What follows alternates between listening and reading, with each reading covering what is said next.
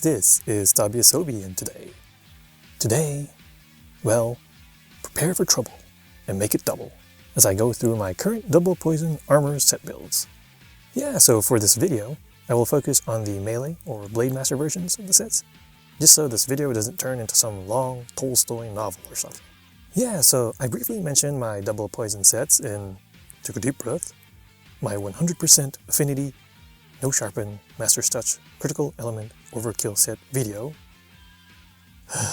Breathe out. That's a mouthful right there. Yeah, so I mentioned it, and a commenter asked if I could share my double poison build, and said please to boot, so since I like to reward kindness and good manners, I've decided to go ahead and do this video. It's just one of the benefits of having a smaller channel. It's a lot easier to respond to folks. Now, why do I call these double poison sets? Well, you'll see soon enough. Let's just say that these are definitely more toxic than 1970s era Steven Tyler and Joe Perry. Yep, I had to dig deep in the pop culture archives for that reference. But that's because I already used the Britney Spears toxic reference in the previous video, so the statute of limitations is still in effect before I can use that baby one more time. Then again, Steven Tyler and Joe Perry are okay as far as boomers go. Horrible puns are totally intended. Now on to the builds. I'll be showing 4, including a poor man's build that you can put together the old-fashioned way without needing any help from Safi weapons. Then again, having mentioned that, it actually works pretty well with, like, the base Safi Venom Spear Insect Glaive, for example, due to that base 5% affinity that it comes with. Then I have 2 sets that are a step above that and factor in Safi weapons with armor skills. I guess you can call those my middle-income builds. And then for the grand finale, we have one of these sets that I like to classify as a quote-unquote impossible build, which basically means that it was a set that was impossible to make prior to the arrival of Safi weapons, since you were limited to just 5 armor pieces for armor set bonuses. It also requires hunting one of the upper tier monsters in the game, and it's colored gold to boot, so I guess you can call this the upper income bracket build. Spoken like a true business reporter. Okay, so the poor man's build. The idea here is to basically use 2 Rathian pieces with 2 Artian pieces, so we get poison duration up and critical status in one set. In case you didn't know, poison duration up basically doubles the amount of time that a monster is poisoned, or remains poisoned. The damage per tick is still the same, but you get twice the number of ticks for twice the damage over time. It's just one of the reasons that I call this a double poison set. Well, that and the fact that we're using 2 armor skills to increase our ability to inflict poison. It's like combining max level 5 artillery with max level 5 slugger, which I did in one of my other impossible sets, the double KO build. It's kind of like the In-N-Out double burger, because the one thing better than one good thing are 2 good things.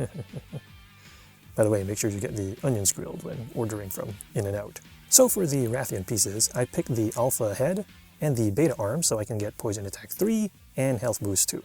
Basically, one of the issues with this set is the low number of deco slots, so I wanted to get in skills that I plan to have anyway, and then save the remaining slots for other things. For the Artian pieces, I went for the beta chest and the beta waist. These give you 1 level of peak performance and tool specialist, but the main reason for picking them is to get the 3 points of critical eye that you need in order to help with critical status. For the final piece, I am using the Yangaruga legs. Again. Yes, I'm always pimping the Yangaruga legs. It's kind of funny because in real life, I personally prefer chicken thighs, wings, and even chicken breasts over chicken legs, but armor-wise, the Yangaruga legs are the best part of that bird overall. That creepy, crazy bird. Or angry bird. Anyway, your base armor combination should look something like this. Admittedly, for folks who are using a female character, your avatar ends up looking like some confused nun who's lost her way. Then again, no one's going to tell you to put a skirt on when you're rocking a spear that looks just like that. Carry on, sister. I'll be just over there by the votive candle stand. Calling an exorcist. Anyway, your next goal is to add 2 more points of critical eye, 3 points of critical boost, and 3 points of weakness exploit. And then if you use a base Safi weapon, that'll get you up to 95% affinity on softened weak spots. Then throw in Agitator level 1 and you'll get to 100% when a monster is enraged, which would be pretty much almost every time if you frequently use the Clutch Claw to tenderize or wall slam monsters. Anyway, this is the build I ended up with for my Venom Spear. Naturally, feel free to change things around depending on the poison weapon you're using or the decos that you have. One of these days I'm going to get like a pierced deco. So I have like 5 spread decos, not a single pierced deco. But I digress. For the next set, we are going to use a Safi weapon that's upgraded with one of 2 armor skills. For the first one, I'm using a Safi Venom Spear with Rathian Essence. This means that I only need to use 1 piece of Rathian armor, and then I can throw in another different armor piece besides just those Yangaruka legs. For the other upgrade slots for your weapon, feel free to do what you want. I mean, you can go fill all of it with attack up, or all of it with status up, or you could put a combination of affinity or handicraft. It's all up to you. By the way, just in case you're wondering why I'm using a blast bug in some of these sets, it's because I wanted to add an extra way of dealing damage while a monster is poisoned, since you can't inflict poison damage on monsters until they recover from the status. Yeah, so this set is almost like the poor man's build from earlier, except I swap in a golden Luna Helm or gold Rathian headpiece. Now admittedly, gold Rathian can be a flaming pain in the butt to hunt. I know, I've done it. A lot. In fact, I've always found gold Rathian to be more challenging than silver Rathalos, even in past games, though it's probably because I main Insect Glaive and Bowguns, so it doesn't bother me so much when silver Lost flies around like a jerk. In fact, it's an opportunity for me to take it down in grand style. The good news is that the gold Rathian head is one of the easier armor pieces to craft since it doesn't require surge spikes, mantles, or guiding lands materials. By the way, I'm using a layered armor piece here because, you know, fashion. Gotta look good. Or not bad in this case. That's my goal. Anyway, here's the rundown of the set I'm using. You'll notice that my base affinity is at 70%. And that's because of critical eye 7 and the fact that I put affinity up 6 and affinity up 5 in my weapon, which brought the Venom Spear to 30% natural affinity. And just like I mentioned in a past video, I basically did that so I always crit 100% when hitting weak points on monsters, even when they're not tenderized. Basically, Weakness Exploit 3 adds an extra 30% affinity to weak points that are not softened, and then, 50% if you tenderize it. Anyway, it's just a preference for me, even though it might be overkill for some folks who prefer to use those 2 affinity slots to go to like maybe attack or status. Just do what's best for you. And then for my Temporal Mantle Plus, I went ahead and added 2 attack jewels, which should be easier to get now if you use ThemeWorks melding tickets from the last event. For my Glider Mantle, I put Flawless/Maintenance, and then Furor/Maintenance, so I can get an attack boost whether my health is full, or if it has a red bar. And then having like 2 points of maintenance means I can speed up the return of my Temporal Mantle by 20%. Naturally, you can also feel free to swap in an Apothecary Mantle if you like. This makes all your melee attacks inflict status damage 100% of the time instead of the normal 33% chance. Now if the Safi upgrade RNG decides to give you Ancient Divinity instead of Rathian Essence, well, no worries.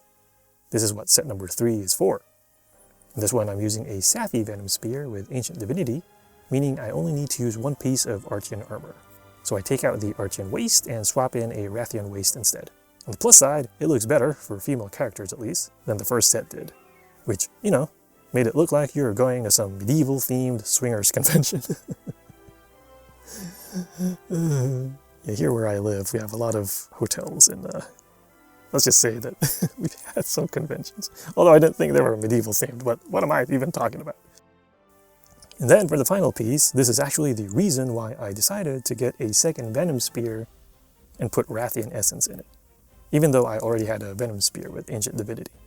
Now, prior to the arrival of Safi weapons, you could only run Poison Duration up with regular critical status. You couldn't run it with true critical status because that required 4 gold Rathian pieces, so you ended up being 1 armor piece short for Poison Duration up. Well, not anymore. Putting Rathian Essence in your weapon now means you can get that and gold Rathian Essence in the same set. The other option, by the way, is to get gold Rathian Essence in your weapon, but that's a rarer armor skill, so Rathian Essence would be the easier skill to get, usually. Anyway, my build basically uses the Rathian arms with 4 other gold Rathian armor pieces. You don't even know how many gold Rathians I had to hunt to get the 3 gold Rathian Surge Spikes I needed to complete this set. I mean, that monster stale has the HP of a freaking Wailord in Pokemon. It takes forever to cut. And that's it if it doesn't die first beforehand, which happened to me several times. In fact, I remember needing just 1 more Surge Spike finally cutting the tail of a gold Rathian after failing to do so in my last couple of hunts because it died too fast, and then excitedly walking toward the golden lobster-looking tail on the ground. Then I carved it. Shick, shick, shick. Ching! Never have I ever been so disappointed in my entire monster hunting life to get a Rathian mantle. I mean, yeah, it's rare, but I can at least get that from the Elder Melder, or even a regular Master Rank Rathian. By the way, I got the last Surf Spike I needed from one of the silver reward slots of a gold Rathian investigation I did after that. Go figure. You can get him in the gold slots too. That's where I got my second Rathian Surf Spike. Anyway, if I remember correctly, the modifier for critical status is 1.45 times more status application, I think. And then true critical status should be 1.65. Yeah, so if that's correct, then that means there's a 20 percentage point gap, and it certainly makes a noticeable difference in how fast poison procs against monsters.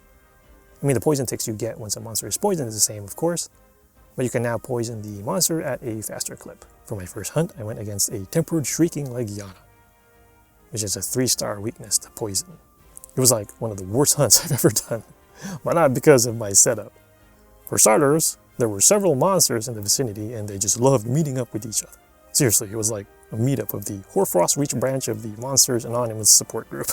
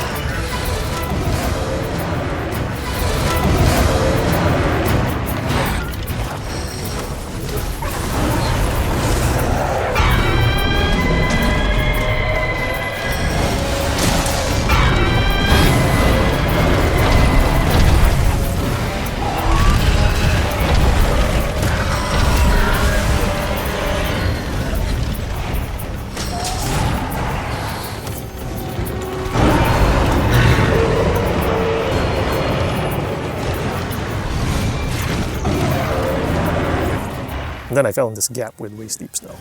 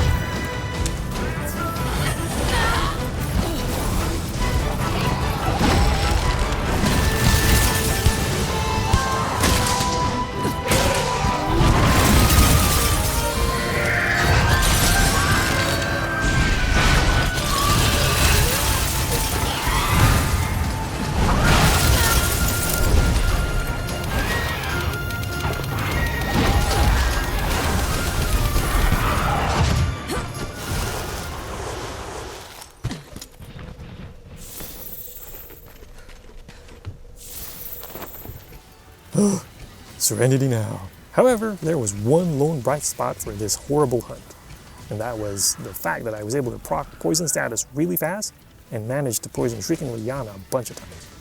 And then for my second test, I decided to bring it to Safi Jiva. Now here's where it gets interesting.